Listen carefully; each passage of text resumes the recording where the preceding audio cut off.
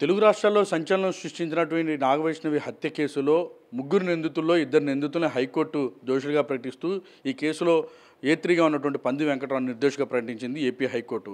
ఈ నేపథ్యంలో ఈ నాగవైష్ణవికి సంబంధించినటువంటి సోదరుడు పలగాని శ్రీహరీష్ అభ్యంతరం వ్యక్తం చేస్తూ ఉన్నారు. ఈ కేసులో తమకు అన్యాయం జరిగింది, తమ కుటుంబం చిన్నాభిన్నం అయిపోయింది, పంది వెంకట్రావు కారణంగా తమ కుటుంబం మొత్తం నాశనం అయిందంటూ ఆందోళన ఆవేదన వ్యక్తం చేశారు. ప్రస్తుతం ఆయన హైకోర్టు ఇచ్చినటువంటి తీర్పుని అభ్యంతరం వ్యక్తం చేస్తూ ప్రస్తుతం శ్రీహరీష్ మనతో ఉన్నారు.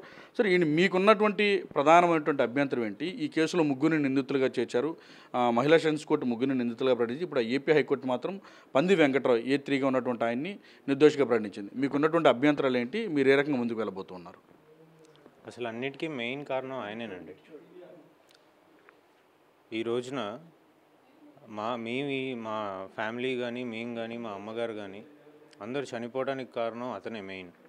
ఎందుకంటే స్టిల్ మా మీద కానీ, నా తమ్ముడు మీద కానీ స్టిల్ థ్రెట్ ఉంది అతని వల్లే, అటువైపు ఉన్న ఫ్యామిలీ వల్లే.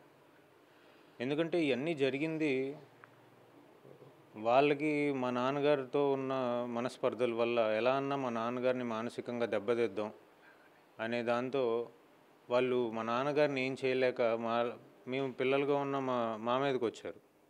ఆ రోజున మా చెల్లితో పాటు మా తమ్ముడు కూడా కారులో ఉన్నాడు. మా తమ్ముడు లక్కీగా తప్పించుకోవటం వల్ల ఈ రోజున మాతో ఉన్నాడు, కానీ లేకపోతే మా తమ్ముడిని కూడా ఆ రోజు వాళ్ళు హతమార్చేవాళ్ళు. సో ఇప్పుడు జగదీష్ని, శ్రీనివాస్ని ఇద్దరిని కూడా నిందితులుగా ప్రకటించింది. వెంకట్రావు విషయంలో మీకున్నటువంటి అభ్యంతరం ఏంటంటే? మోర్ల శ్రీనివాసరావు, ఎంపరాల్ జగదీష్ని వాళ్ళతో ఇంతకి సుపారీ మాట్లాడి అసలు ఈ ప్లాన్, ఈ స్కెచ్ అంతా వేసిందే పంది వెంకట్రావు కదండి.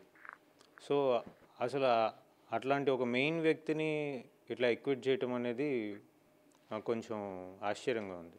ఇప్పుడు మీ ఫైట్ ఎలా ఉండబోతోంది? ఇప్పుడు తెలుగు రాష్ట్రాల్లో సంచలనం సృష్టించింది మీ సోదరి హత్య కేసు, తర్వాత డ్రైవర్ హత్య కేసు, ఆ తర్వాత మీ ఫాదర్ మానసిక క్షోభతో చనిపోవడం, ఈ మూడు చాలా బాధాకరం. సో ఇప్పుడు మీ ఫైట్ ఎలా ఉండబోతోంది?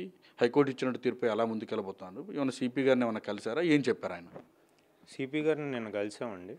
కలిస్తే ఆయన చాలా బిజీ షెడ్యూల్లో కూడా మాకు టైం ఇచ్చి మా బాధ అంతా విన్నారు, చాలా సానుకూలంగా స్పందించారు. ప్లస్ మా ఇంటి చుట్టూ ఫేస్ రికగ్నిషన్ సర్వేలెన్స్ సిస్టమ్ ఏర్పాటు చేయమని ఆర్డర్స్ చేశారు.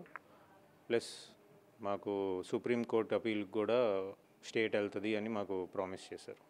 సో ఇంకా ఫర్దర్గా ఎలా ముందుకెళ్తారు? రాష్ట్ర ప్రభుత్వం దృష్టి కూడా ఈ అంశాన్ని తీసుకొని వెళ్ళబోతూ ఉన్నారు. అవునండి, మేము కాలక్రమేణా పార్టీలో ఉన్న పెద్దలందరి దగ్గరికి వెళ్ళి మా బాధ మేము చెప్పుకొని ఇట్లాంటి ఒక సెన్సేషన్ అయిన కేసుని ఇట్లా నెగ్లెక్ట్ చేయకుండా కొంచెం అవతల వాళ్ళకి ఒక స్టేట్మెంట్ లాగా ఒక స్ట్రాంగ్ అయిన డెసిషన్ తెస్తారని నేను కోరుకుంటున్నాను. సో ఇది ప్రస్తుతం నాగవైష్ణవి సోదరుడు చెప్తోంది. తమ కుటుంబం పూర్తిగా చిన్నాభిన్నమైంది. 2010లో దారుణ హత్యకు గురైనటువంటి కేసులో ఇద్దరు నిందితులుగా చేర్చి కేసులో కీలకంగా ఉన్నటువంటి పంది వెంకట్రావుని నిర్దోషిగా ప్రకటించబడి తమకు అభ్యంతరాలు ఉన్నాయి. ఖచ్చితంగా ఈ విషయంలో ప్రభుత్వం దృష్టి కూడా తీసుకొని వెళ్తాం. తమ కుటుంబానికి ఇప్పటికీ ప్రాణహాని ఉంది. ఆస్తులకు సంబంధించిన వివాదాలు ఇప్పటికీ కొనసాగుతున్నాయి. అవి ఇప్పటివరకు తేలలేదు. పైగా అర్ధాంతరంగా ఆయన నిర్దోషిగా ఏపీ హైకోర్టు ప్రకటించినటువంటి నేపథ్యంలో ఈ వ్యవహారంపై రాష్ట్ర ప్రభుత్వం దృష్టి తీసుకుని వెళ్ళడంతో పాటుగా సుప్రీంకోర్టుకు అప్పీల్కి వెళ్తామంటూ కూడా ఆయన చెప్తాను. కెమెరా పర్సన్ అశోక్తో వసంత్, TV9 విజయవాడ.